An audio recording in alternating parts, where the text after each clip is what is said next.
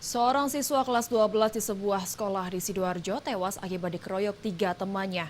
Ironisnya, kasus ini tidak dilaporkan pihak sekolah ke polisi. Polisi justru baru tahu kasus ini setelah pihak rumah sakit melapor ada pasien meninggal tidak wajar. Kasus kekerasan kembali mencoreng dunia pendidikan di Jawa Timur. Kali ini terjadi di lingkungan Sekolah Insan Cendekia Mandiri, Sidoarjo.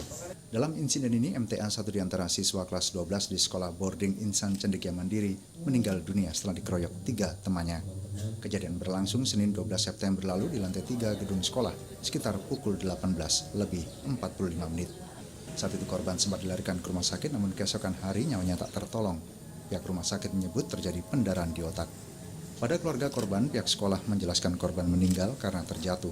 Polisi yang baru menerima laporan kasus ini dari pihak rumah sakit mengaku kecewa pada sekolah karena tidak melaporkan.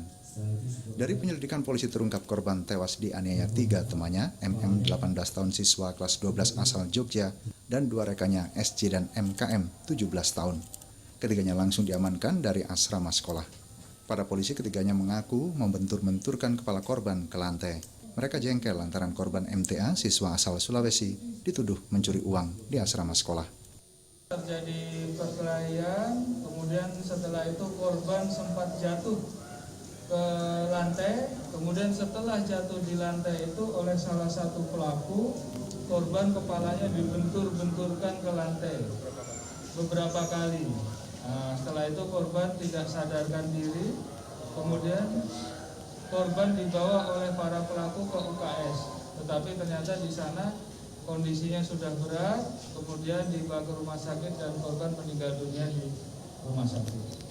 Selain menangkap para pelaku, polisi juga menyita bantal dan baju korban sebagai barang bukti.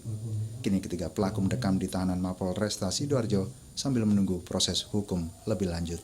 Pelaku akan dijerat pasal 80 Undang-Undang Nomor 35 Tahun 2014 tentang Perlindungan Anak dan terancam hukuman 15 tahun penjara. Dari Sidoarjo, Yoya Agusta, iNews melaporkan.